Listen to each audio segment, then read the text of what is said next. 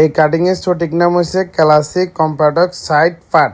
তো যারা জিরো লেভেলের থেকে অনলাইনের ভিতরে বাসা বসে কাজ শিখতে চান, একটুও ভিডিওটা মিস করবে না, শুরু থেকে লাস্ট পর্যন্ত দেখতে থাকুন। কীভাবে আমি সিজার চলাচ্ছি, আদার সব কিছু বলে তুমি কীভাবে কাজ করবেন সব কিছু এখান থেকে জানতে পারেন, শিখতে পারেন। তাহলে দেখতে থাকুন, শিখতেও পারবেন। তো কিভাবে আপনি সিজারটাকে অ্যাকুরেটলি ধরে এই কাঠটাকে পারফেক্টলি একটা শেপ তৈরি করবেন। আপনি প্রথম চুলটাকে সুন্দর করে রোল করে চিরুনি দিয়ে ভালো করে আগে আপনার যে কোফাল অনেক সময় বেশি চুলের বাসটা উপরে উঠাবেন না। আপনি কি করবেন, বাসটা একদিন নেবেন, নেওয়ার পরে শেপটা তৈরি করার পরে কেসি দিয়ে স্টেপ বাই স্টেপ আপনি শেপটা যদি মিডিয়ামের থেকে একটু ছোটো করতে করবেন। 3 ভাগের ভিতরে দেখা গেছে 1.5 ভাগ ফালাবেন, 1.5 ভাগ রাখবেন। আর নাহলে 3 ভাগে 1 ভাগ ফালাবেন, 2 ভাগ রাখবেন।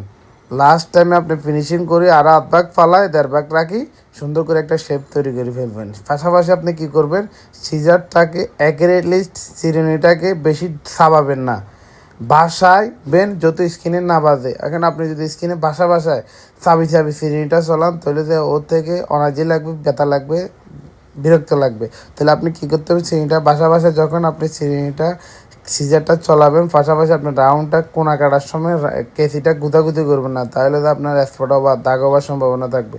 আপনার হাতের উপরে রাখে কেসিটাকে আস্তে করে আলতোভাবে চলাবেন, তাহলে তো একটা শেপ 2 পাশে তৈরি। এর পরে যখন আপনি টিমার দিয়ে যখন ব্লেডের কাজটা যখন টিমার দিয়ে আপনি রাউন্ড শেপটা তৈরি করবেন, কীভাবে করবেন, আপনি জায়গায় খেলে ঘন ফোসাইলে হবে না। স্টেপ বাই স্টেপ দেখুন এই সুন্দর করে আমি টিমার দিয়ে কীভাবে রাউন্ড শেপটা তৈরি করতেছি।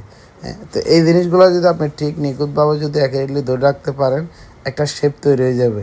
তো আশা করি আমার কথাগুলো বুঝতে পারছেন। তো যারা এই চুল দাড়ি কাটার জন্য বেশি চিরিয়াত বসে আছেন, কিন্তু আসলে মাথা ঢুকতেছে না কী করা হচ্ছে, আপনার প্রথম ধাপ হচ্ছে যে সিজার আর চিরুনিটা ভালোভাবে শুদ্ধভাবে যখন যখন আপনি কাজটা আগে করবেন, তাহলে ভালো লাগবে। এই যে মনে করেন আমি উপরে আগাগুলো কাটতেছি, কীভাবে কাটতেছি, আপনি 3 পাশের থেকে 4 পাশের থেকে পিছন থেকে কাটবেন, সাইডের থেকে কাটবেন, দোনো পাশ থেকে কাটবেন, সামনের থেকে কাটবেন। কাটার পরে একটা শেপ তৈরি হয়ে যাবে। দেখুন চুলের শেপটা কোথাও বড় সড়ো থাকবে না, একসমান থাকবে, দেখতেও সুন্দর লাগবে। তো যারা এই লেভেলের ভিতরে কাজ করতে চান, আমি আপনাদেরকে অনুরোধ করবো সিজার আর চিরুনিটা ভালোভাবে ধরবেন, তাহলে এই কাটিংটা সম্পূর্ণ আপনি সিজার চিরুনি দিয়ে কাটতে পারবেন। তো যারা আসতে চান জয়দেব মালাঙ্গা সেলুন স্পটে, যারা কাজ শিখতেছেন অবশ্যই নক করবেন। যারা পাতাঙ্গা এরিয়ার ভিতরে আছেন, আশেপাশে আছেন, ভালো থাকবেন। দেখা হবে, ভালো লাগলে ভিডিওটা শেয়ার করবেন।